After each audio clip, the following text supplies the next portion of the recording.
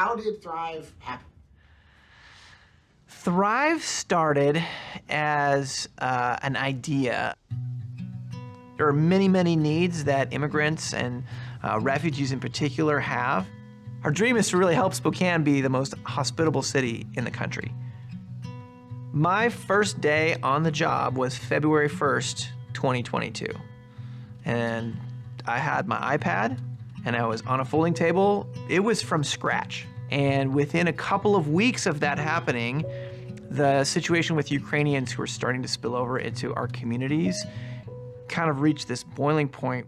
By the end of April, I was talking to leaders in the Slavic community and they said there are hundreds of Ukrainians living here without access to other services, and we need a solution to this right away. By the end of June, we had 80 families living in the building. Day one of Thrive existing until we have a 100,000 square foot facility was 4 months and 1 week. I don't know that there's a business plan or a template for that, but that's just kind of what happened.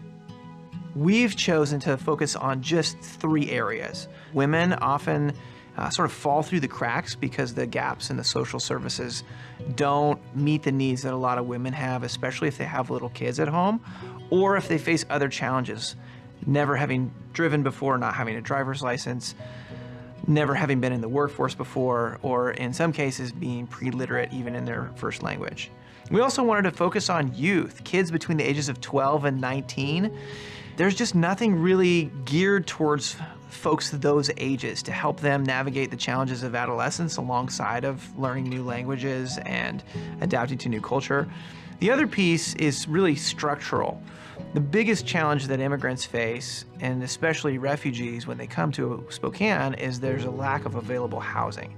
For refugees who don't have a credit history, who don't have a rental history in this community, really difficult for them to even get their applications looked at when they try to apply, much less if they don't speak English well. So we wanted to say, how can we help create a solution that starts with housing, gives people a place to land, and then wraps the rest of the things they need for the first year or two so that they're ready to navigate the community with all the tools that they need. If we can add more units, whether that's through taking a building like this that was sitting vacant and turning it into units, or whether that's through catalyzing creative investment strategies to build more apartments, another initiative that we're working on, those are addressing the very roots of our housing crisis. In a year, we serve somewhere around 400 people who are residents in the Thrive Center, but we have over 2,000 total that participate in one or other of our programs. Them coming to Thrive is a stepping stone. They step into the Thrive program, and from there, we are able to connect them to the community and be able to connect them to resources that can get them to the next level. The work that we do is based not in trying to alleviate a crisis, it's based in trying to build a better community. When we see a situation, when we see kids hurting, when we see issues happening around us, and we're silent about these issues, we become part of that problem. But when we step up and we speak up or we stand, we make that difference. The folks who walk these hallways, the kids who participate in our soccer camp, the women who come to the tea parties with the volunteers, they're just like me or you. We're all here because we have something to give.